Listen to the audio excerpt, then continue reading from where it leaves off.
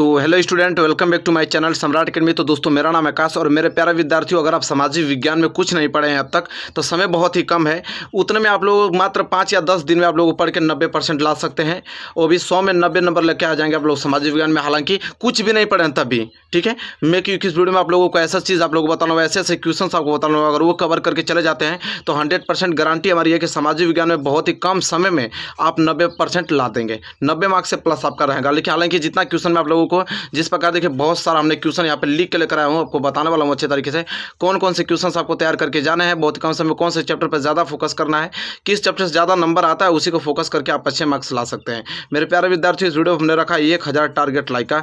बहुत ही ज़्यादा अब तक जितना अनुभव मेरा रहा है, क्योंकि पेपर आपका नज़दीक है, जितना अनुभव रहा है मेरा सामाजिक विज्ञान में सब कुछ हमने इस वीडियो में डाल रखा है। ठीक है, अगर देख लेते हो तो 100% ये आपका टारगेट पूरा हो जाएगा।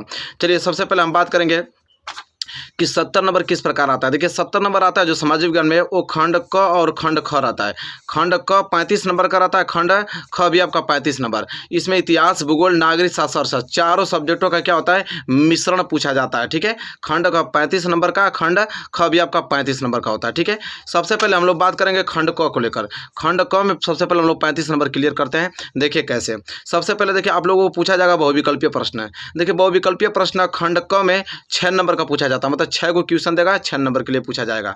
देखिए अगर आप सामाजिक विज्ञान में कोई भी चैप्टर अगर आपको नहीं आता है खंड क को लेकर, तो देखिए इतने चैप्टर आपको आना ही चाहिए अगर पेपर में जा रहे हैं तो। ठीक है, इतिहास और भूगोल से इतने चैप्टर आपको 5 चैप्टर तो किसी कीमत पर आपको नॉर्मल में आना चाहिए। ठीक है, तो कौन सा चैप्टर वो है, तो यूरोप में राष्ट्रवाद, ये तो आपको पूरा का पूरा आपको आना चाहिए। ठीक है, भारत में राष्ट्रवाद और संसाधन एवं विकास और जल संसाधन और कृषि, ये जो 5 आपको चैप्टर दिखाई दे रहा है, पांचों चैप्टर आपको किसी कीमत पे तैयार होना चाहिए कम समय में। मतलब ये चीज़ आपको आना ही चाहिए अगर आप पेपर देने जा रहे हैं आप तो। ठीक है, हालांकि मैं प्रश्न आपको बता रहा हूँ कि कौन सा प्रश्न आपको याद करके जाना है, लेकिन ये चैप्टर आपको आना ही चाहिए किसी कीमत पे। इसके बाद देखिए सबसे पहले देखिए बहुविकल्पीय तो आपको समझा गया। अब देखिए अति लघु उत्तरीय, अति लघु उत्तरीय जो प्रश्न है ना मेरे प्यारे विद्यार्थियों, 6 नंबर के लिए पूछा जाता है। कितने नंबर के लिए, 6 नंबर के लिए पूछा जाता है। अब कौन सा आपको अति लघु उत्तरीय प्रश्न याद करके जाना है, फोकस करके जाना है, उस पर बस पढ़ के भी अगर एक बार जान ले जाएंगे तो आप उससे बाहर बोर्ड एग्जाम में नहीं आएगा, इस बात की गारंटी मैं लेता हूं। कौन सा है, पहला प्रश्न नोट कीजिए कि भारतीय निर्वाचन व्यवस्था के 2 दोष लिखिए। भारतीय निर्वाचन व्यवस्था के 2 दोष लिखना है, वेरी वेरी मोस्ट इंपोर्टेंट आपका यह क्वेश्चन है। दूसरा है कि भारत के 2 पड़ोसी देशों के नाम आपको बताना है। तीसरा प्रश्न है कि फ्रांस की क्रांति के 2 परिणाम बताइए। जल्दी से जो क्वेश्चन आपको नोट करा रहा हूँ, कम समय में इन्हीं प्रश्नों को आपको देखकर जाना है और आपका बहुत ही अच्छा मार्क्स आने वाला है। समझ लीजिए कि 3 प्रश्न हो गया। तीसरा प्रश्न बाद चौथा प्रश्न देखिए कौन सा प्रश्न तैयार करके जाना है कि यूरोप में धर्म सुधार आंदोलन किसके विरुद्ध था। यूरोप में जो धर्म सुधार आंदोलन था किसके विरुद्ध था। पांचवा प्रश्न है कि राष्ट्रीय संघ लीग ऑफ नेशंस की स्थापना कब और किसने किया। और प्रश्न नंबर 7वां जो कि आपको तैयार करके जाना है कि भारत छोड़ो आंदोलन में गांधी जी ने कौन सा नारा दिया था। इन पॉइंटों को जो भी क्वेश्चन, इसको आपको किसी कीमत पे आपको एक बार तो पढ़ के ही जाना है आप लोगों को। जर्मनी का एकीकरण कब और कैसे हुआ। चलिए 7वां प्रश्न है ना, 7वां प्रश्न के बाद चलिए नोट कीजिए 8वां प्रश्न। 8वां प्रश्न क्या है यहाँ पे, लोकतंत्र के लिए जातिवाद घातक है, इसके 2 कारण बताइए। प्रश्न नंबर 9 कि भारतीय लोकतंत्र के समक्ष आने वाली 2 चुनौतियां बताइए। इसके बाद प्रश्न नंबर 10वां, ये आपका अति लघु उत्तरीय भी चल रहा है। ठीक है, यूरोप में धर्म सुधार आंदोलन के 2 प्रमुख नेताओं के नाम लिखना है। ये प्रश्न नंबर आपका क्या है, 10वां है। जल्दी से आप लोग नोट करते रहिए तो सभी को। 10वां क्वेश्चन हो गया। चलिए इसके बाद 11 जो क्वेश्चन आपको नोट करके जाना है, 11वां क्वेश्चन है कि लोक अदालतों की किन्हीं 2 विशेषताओं का उल्लेख करना है। 11 और प्रश्न 12 है कि अमेरिका की खोज किसने और कब किया था। ठीक है, इन पॉइंटों को आपको किसी कीमत पे एक बार देख के ही आपको जाना है। इसके बाद देखिए प्रश्न नंबर 13, गांधी जी द्वारा चलाए गए 2 सत्याग्रह आंदोलनों का उल्लेख कीजिए। इसके बाद प्रश्न नंबर 14 है कि लोकतांत्रिक शासन क्यों लोकप्रिय माना जाता है, 2 कारण लिखिए। ये क्वेश्चन नंबर 14 है। इसके बाद जो कि आपको तैयार किया जाना है क्वेश्चन नंबर 15 क्या है कि भारत की उत्तरीय पूर्वीय सीमा पर स्थित 2 लोकतांत्रिक देशों के नाम लिखिए। तो इस प्रकार मेरे प्यारे विद्यार्थियों आप लोगों का क्लियर हो गया अति लघु उत्तरीय। 15 अगर क्वेश्चन अगर आप तैयार कर लेते हैं तो 15 क्वेश्चन में खंड आपका जो क आता है, खंड क में आप लोगों का इतना प्रश्न तैयार हो जाएगा। ठीक है, इतना अगर प्रश्न तैयार कर लेते हैं तो खंड क में जो आपका अति लघु उत्तरीय आता है उससे बाहर क्वेश्चन नहीं जाने वाला है। इसके बाद देखिए लघु उत्तरीय क्वेश्चन की बात करेंगे। लघु उत्तरीय क्वेश्चन जो है 6 नंबर के लिए आता है। लघु उत्तरीय प्रश्न कितने नंबर का आता है, 6 नंबर का। कौन सा प्रश्न आपको तैयार करके जाना है लघु उत्तरीय में, और इन क्वेश्चनों को किसी की मतलब रट के ही आपको जाना है। समझिए एक बार तो नजर आपको फेर के ही जाना है इन प्रश्नों को, लघु उत्तरीय प्रश्न। पहला प्रश्न क्या है, जल्दी नोट कीजिए। तो वो पहला प्रश्न है कि सांप्रदायिकता लोकतंत्र के लिए हानिकारक क्यों है, और 2 तर्क आपको लिखना है। करा कि सांप्रदायिकता जो है लोकतंत्र के लिए हानिकारक क्यों है, 2 तर्क लिखिए। और प्रश्न दूसरा है कि उत्तरदायी शासन क्या है, इसकी 2 विशेषताएं बताइए। इसके बाद प्रश्न तीसरा, मुद्रण, ये वेरी वेरी मोस्ट इंपॉर्टेंट होता है। मुद्रण संस्कृति क्या है, इसमें चीन का क्या भूमिका है, यह प्रश्न तैयार करके जाना आप लोगों को। तीसरा प्रश्न है, ठीक है।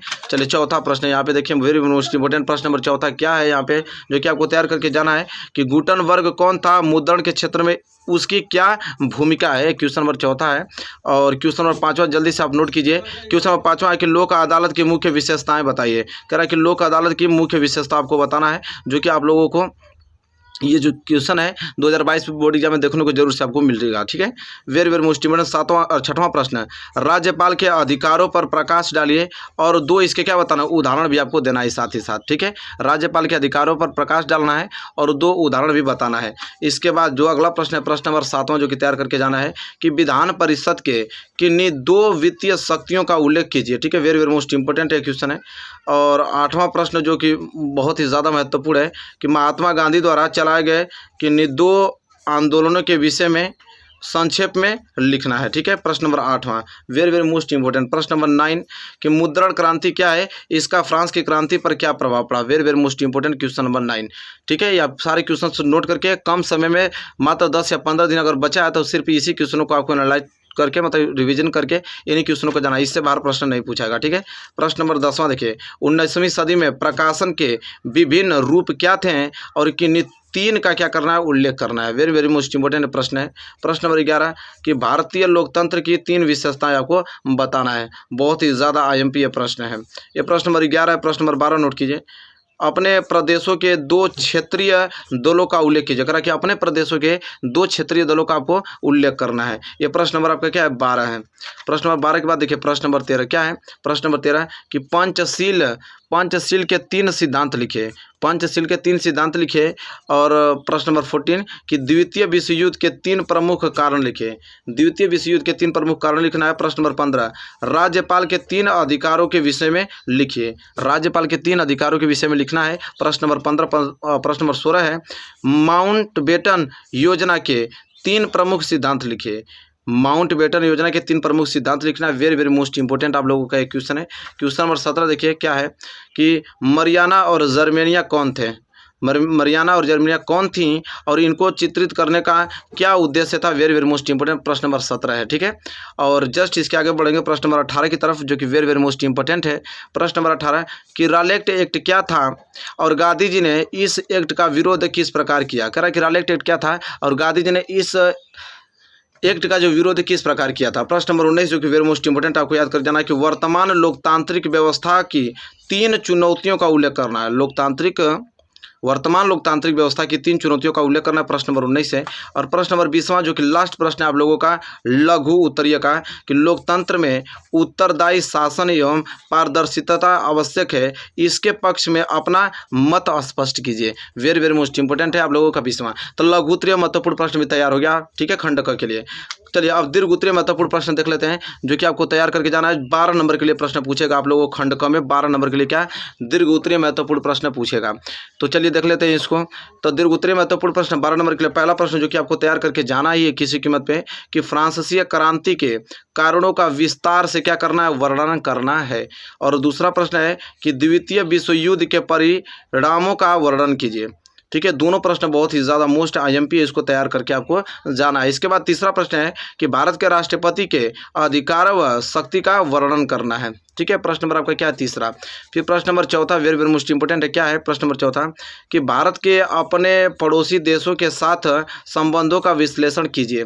वेरी वेरी मोस्ट IMP प्रश्न है। प्रश्न नंबर 4 प्रश्न नंबर 5 जो कि आपको तैयार करके जाना है, क्या है कि भारतीय लोकतंत्र की सफलता के लिए किन्हीं 4 आवश्यक दशाओं का क्या करना है, वर्णन करना है, ठीक है। वेरी वेरी मोस्ट इंपॉर्टेंट प्रश्न नंबर 5 जल्दी जल्दी नोट कीजिए। प्रश्न नंबर 6 है कि भारतीय लोकतंत्र के समक्ष क्या चुनौतियां हैं, किन्हीं 3 का वर्णन करना है। ये प्रश्न नंबर 6 है, मोस्ट इंपॉर्टेंट। प्रश्न नंबर 7 देखिए जो कि तैयार करके जाना आपको कि महात्मा गांधी जी के सत्याग्रह पर एक निबंध लिखिए। महात्मा गांधी जी के सत्याग्रह पर एक निबंध लिखना है। और प्रश्न नंबर 8वां कि भारत में औद्योगिक विकास की क्या विशेषताएं हैं और किन्हीं चार का भी क्या करना हमको उल्लेख करना है, किन्हीं चार का उल्लेख करके बताना है। प्रश्न नंबर 8वां वेरी वेरी मोस्ट इंपॉर्टेंट है। प्रश्न नंबर 9 इसको आप IMP मानिए। प्रश्न नंबर 9 को वेरी वेरी मोस्ट इंपॉर्टेंट है कि संघवाद क्या है और भारत के संघीय ढांचे की चार विशेषताएं आपको बताना है। ये प्रश्न नंबर 9 क्लियर। चलिए प्रश्न नंबर 10वें की तरफ आइए। प्रश्न नंबर 10वां जो कि याद करके जाना आपको, विकेंद्रीकरण क्या है और इसके लिए भारतीय संविधान में क्या व्यवस्था दी गई और किन्हीं चार का क्या करना है आपको उल्लेख करना है। ठीक है, वेरी मोस्ट इंपॉर्टेंट है। प्रश्न नंबर 11 कि द्वितीय विश्व युद्ध के बाद अंतर्राष्ट्रीय अर्थव्यवस्था के समक्ष क्या समस्याएं थीं और इसे ब्रेटन वुड्स सम्मेलन द्वारा किस प्रकार सुलझाया गया। Very very most important question number 11 है। इसके बाद हम बढ़ेंगे क्वेश्चन नंबर 12 की तरफ। देखिए क्वेश्चन नंबर 12 जो कि तैयार करके आपको जाना है कि विश्व अर्थव्यवस्था ने कैसे स्थान ग्रहण किया और इनमें तकनीकी का क्या योगदान है, यह आपको बताना है। Very most important. प्रश्न नंबर 13 नोट कीजिए जल्दी से। प्रश्न नंबर 13 है कि सार्क से आप क्या समझते हैं और इसके प्रमुख उद्देश्यों का वर्णन कीजिए। ठीक है, question number 14 very very most IMP प्रश्न है। आर्य समाज की स्थापना किसने की थी और उनके मुख्य सिद्धांत व कार्य का वर्णन कीजिए। Very very most important question number 14। Question number 15 की तरफ बढ़ेंगे जो कि आपको तैयार करके जाना है। क्वेश्चन नंबर 15 क्या है मेरे प्यारे विद्यार्थियों कि भारत के राष्ट्रपति की निर्वाचन पद्धति का नाम लिखिए और उनके प्रमुख कार्यों को भी विवेचना कीजिए। Very very most important. प्रश्न नंबर 16 देखिए, भारत के नागरिकों के मौलिक अधिकारों तथा राज्य के नीति निदेशक तत्वों में अंतर स्पष्ट करना है। बहुत ही ज़्यादा मोस्ट IMP प्रश्न है। ठीक है, प्रश्न नंबर 16। प्रश्न नंबर 17 जो कि याद करके जाना आपको, अंतर्राष्ट्रीय आर्थिक विनिमयों में 3 तरह के गतियों या प्रवाहों की उल्लेख कीजिए। अपने उत्तर की पुष्टि हेतु उपयुक्त उदाहरण भी दीजिए। और प्रश्न नंबर 18 कि उपयुक्त विश्व युद्ध के बाद आई आर्थिक महामंदी का क्या कारण था कि निदोक के प्रभाव को लिखना है। इसके बाद 19 क्वेश्चन नंबर 19 कि सत्ता की साझेदारी का क्या अर्थ है और यह क्यों आवश्यक है कि इन 2 कारणों का उल्लेख करना है। इसके बाद लास्ट प्रश्न 20वां कि संघवाद क्या है और संघीय प्रणाली की किन्हीं 3 विशेषताओं का उल्लेख कीजिए। अभी देखिए इस वीडियो में अभी हमने क्या, अभी इस वीडियो में हमने खंड क अभी कंप्लीट करा है। खंड क, अभी खंड ख आपका बाकी है जो कि नेक्स्ट वीडियो में आपको खंड ख देखने को मिल जाएगा। और मानचित्र तो पूछे मत, मानचित्र 10 नंबर के लिए आता है। हमने बहुत सारा मानचित्र का वीडियो बना चुका है, सारे क्वेश्चन हमने उसमें इंक्लूड कर रखा है। मेरे प्यारे विद्यार्थी वहाँ से वीडियो उसको देख लीजिए, फिर पूरा का पूरा आप लोगों का 70 में 70 मार्क्स क्लियर हो जाएगा। तो कल आपकी वीडियो आ जाएगी खंड ख वाली, जो उसके मोस्ट इंपोर्टेंट क्वेश्चन रहेंगे। बस इन्हीं क्वेश्चनों को खोज के आप लोगों को बस एक बार रिवाइज करके जाना है मेरे प्यारे विद्यार्थियों, बहुत ही अच्छा मार्क्स आप लोगों का आएगा। तो मेरे प्यारे विद्यार्थी वीडियो आप शेयर कर दीजिए ताकि सबके पास पहुंच पाए और सब इस वीडियो को देखकर अच्छा मार्क्स अचीव कर पाए। तो चलिए मिलेंगे एक प्यारे से नेक्स्ट वीडियो में, तब तक के लिए धन्यवाद।